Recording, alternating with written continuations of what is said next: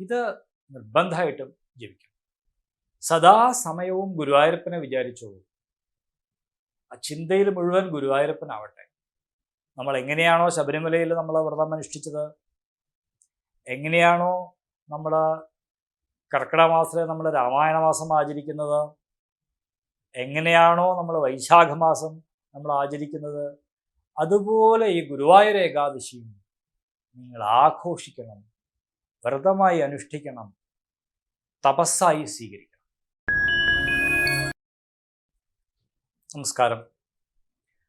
ഉത്ഥാന ഏകാദശി അഥവാ ഗുരുവായൂർ ഏകാദശി ഡിസംബർ 11 വരുന്നത്.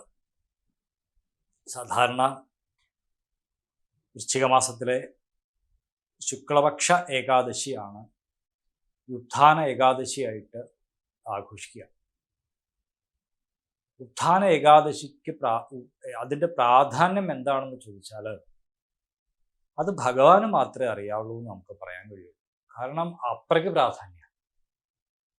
എന്തുകൊണ്ടാണ് ഗുരുവായൂരപ്പനെ ഗുരുവും വായുവും ചേർന്ന് പ്രതിഷ്ഠിച്ചത് ഈ ഉത്ഥാന ഏകാദശി ദിവസമായത്? ദേവഗുരുവായ ബൃഹസ്പതി ഈ ഏകാദശി, ഉത്ഥാന ഏകാദശി, ഈ വൃശ്ചിക മാസത്തിലെ ശുക്ലപക്ഷ ഏകാദശി തിരഞ്ഞെടുത്തത് എന്തുകൊണ്ടാണ്? നമുക്കറിയില്ല. മനുഷ്യൻ്റെ ഒരു ബുദ്ധി കൊണ്ട് നമുക്കത് മനസ്സിലാക്കാൻ കഴിയില്ല. അതേപോലെയാണ് ഭഗവാന്റെ ഗീതാ ഉപദേശം അർജുനന്. അത് ഈ ഏകാദശി ദിവസമാണ്, ഉത്ഥാന ഏകാദശി അഥവാ ഗുരുവായൂർ ഏകാദശി ദിവസം.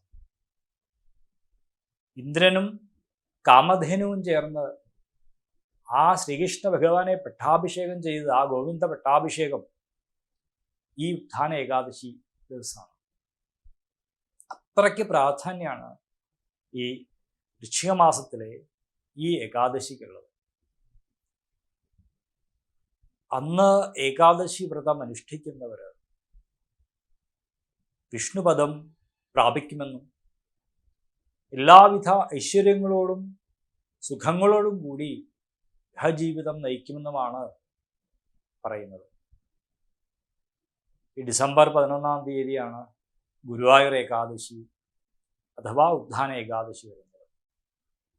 നാരായണീയം എഴുതി സമർപ്പിച്ചതും ഈ ദിവസം എന്നാ പറയാ. നമ്മൾ കഥ കേട്ടിട്ടില്ലേ? കാവേരി നദിയെ ഒരു കമണ്ടലുവിൽ, ഒരു ചെറിയ കുടത്തിൽ അഗസ്ത്യര് ആവാഹിച്ചടച്ചു വെച്ചു എന്ന് പറഞ്ഞ പോലെയാണ് ഭാഗവതം എന്ന ആ നദിയെ, ആ ഭാഗവത ഗംഗയെ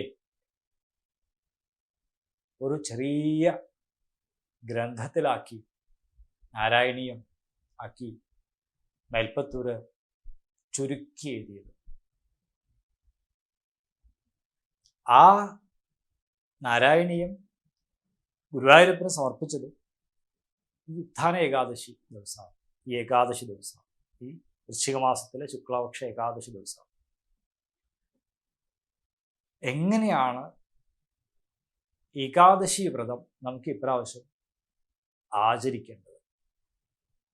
ഇത്രയും പുണ്യമായ ഒരു ദിനം നമ്മൾ ഒരിക്കലും നഷ്ടപ്പെടുത്തരുത്, അത് മിസ് ചെയ്ത് പോകരുത്. അതുകൊണ്ട് ഡിസംബർ 1 ഏതാണ്ട് അമാവാസിയാണ്, അന്ന് തന്നെ നമുക്ക് ഈ വ്രതാനുഷ്ഠാനങ്ങൾ തുടങ്ങണം.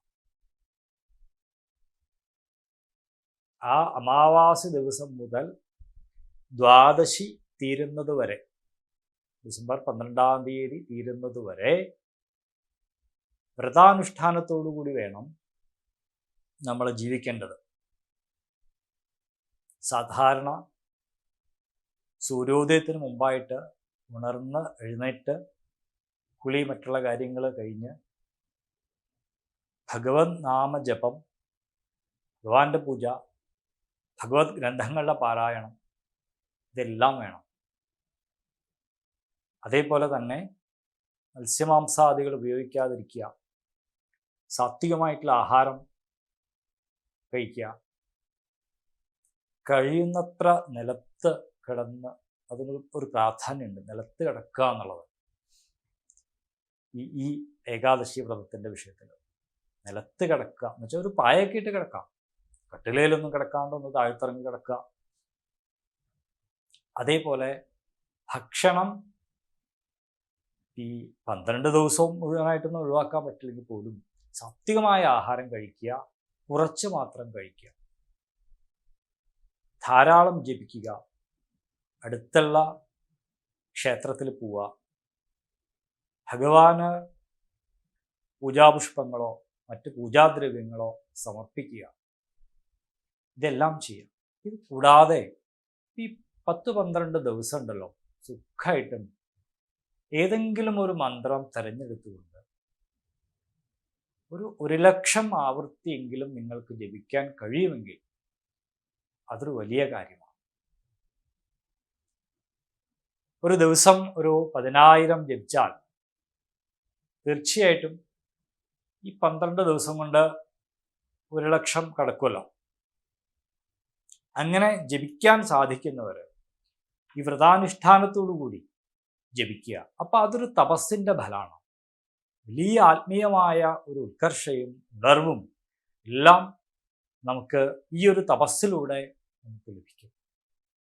ഇനി ഇത് കഴിയാത്തവർ നിശ്ചയമായിട്ടും ഒരു 1008 രൂപയെങ്കിലും അഷ്ടാക്ഷരമോ ഓം നമോ നാരായണായ എന്നുള്ള മന്ത്രമോ അല്ലെങ്കിൽ ഓം നമോ ഭഗവതേ വാസുദേവായ എന്നുള്ള മന്ത്രം, ഇത് നിർബന്ധമായിട്ടും ജപിക്കണം. സദാസമയവും ഗുരുവായൂരപ്പനെ വിചാരിച്ചോളൂ. ആ ചിന്തയിൽ മുഴുവൻ ഗുരുവായൂരപ്പനാവട്ടെ. കഴിയുന്നത്ര ഇപ്പം എന്തെങ്കിലും ജോലി എടുക്കുകയാണെങ്കിലോ അല്ലെങ്കിൽ ഏതെങ്കിലും കാര്യങ്ങളൊക്കെ ചെയ്യുവാണെങ്കിലോ നാരായണ നാരായണ എന്നുള്ള ജപം മനസ്സിൽ നിന്ന് അങ്ങനെ ഉണ്ടാവട്ടെ. കാരണം ഇതൊരു പുണ്യകാലമാണ്. ആ പുണ്യകാലം കഴിയുന്നത്ര ഉപയോഗിക്കുക.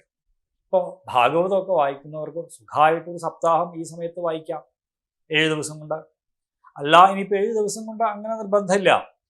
ഇപ്പോൾ തുടങ്ങിക്കഴിഞ്ഞാൽ 10, 12, 15 ദിവസം കൊണ്ട് വായിക്കുന്നതുകൊണ്ടൊന്നും യാതൊരു തെറ്റില്ല.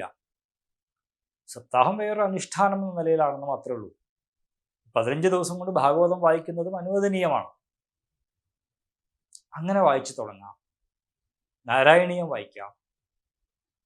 ഇതേപോലെ തന്നെ വിഷ്ണു സഹസ്രനാമം, ഇപ്പോൾ നമ്മളൊരു 1,00,000 അഷ്ടാക്ഷരം എന്ന് പറഞ്ഞ പോലെ വിഷ്ണു സഹസ്രനാമവും നമുക്കൊരു 108 ജപിക്കണമെന്ന് തീരുമാനിക്കാം. അങ്ങനെ ജപിക്കാം. ഗുരുവായൂരപ്പനെ ഉപാസിക്കാൻ ഇത്ര നല്ലൊരു സമയം വേറില്ല. ഈ കൃഷ്ണപക്ഷ അമാവാസി കഴിഞ്ഞാൽ വരുന്ന ശുക്ലപക്ഷം പ്രഥമ അമാവാസി, അത് കഴിഞ്ഞാൽ പ്രഥമ ദ്വിതീയ അങ്ങനെ തുടങ്ങി ഈ ദ്വാദശി കഴിയണ വരെ അത്ര നല്ല സമയമാണ്. ആ സമയം ആരും പാഴാക്കരുത്. എല്ലാവരും കഴിയുന്നത്ര ജപിക്കുക. ഗുരുവായൂരപ്പന് ഏതേത് ഭാവങ്ങളിൽ നിങ്ങൾക്ക് കാണാൻ കഴിയുമോ ആ ഭാവങ്ങളിലൊക്കെ നിങ്ങൾ ഭഗവാനെ പൂജിക്കുക. ഈ ഒരു വ്രതാനുഷ്ഠാന കാലം തീർച്ചയായിട്ടും തുടങ്ങണം. ആ അമാവാസി മുതൽ ഈ ദ്വാദശി വരെയുള്ള ആ 12 ദിവസകാലം നമ്മൾ എങ്ങനെയാണോ ശബരിമലയിൽ നമ്മൾ വ്രതം അനുഷ്ഠിച്ചത്, എങ്ങനെയാണോ നമ്മൾ കർക്കിടക മാസത്തിലെ നമ്മൾ രാമായണ മാസം ആചരിക്കുന്നത്, എങ്ങനെയാണോ നമ്മൾ വൈശാഖ മാസം നമ്മൾ ആചരിക്കുന്നത്, അതുപോലെ ഈ ഗുരുവായൂർ ഏകാദശിയും നിങ്ങൾ ആഘോഷിക്കണം, വ്രതമായി അനുഷ്ഠിക്കണം, തപസ്സായി സ്വീകരിക്കണം. എവിടെയും നാട് മുഴുവനും ഗുരുവായൂരപ്പൻ്റെ സങ്കീർത്തനങ്ങളാൽ മുഖരിതമാവട്ടെ. എവിടെയും കൃഷ്ണകഥകളും ഭാഗവത കഥകളും ഉണരണം. അങ്ങനെ ഒരു വലിയ ആത്മീയതയുടെ ആധ്യാത്മികമായ ഒരു അന്തരീക്ഷം സൃഷ്ടിച്ചുകൊണ്ട് വേണം ഈ വ്രതാനുഷ്ഠാനം നടത്തേണ്ടത്. എല്ലാവർക്കും ഗുരുവായൂരപ്പൻ്റെ അനുഗ്രഹം ഉണ്ടാവട്ടെ എന്ന് പ്രാർത്ഥിക്കുന്നു. നമസ്കാരം.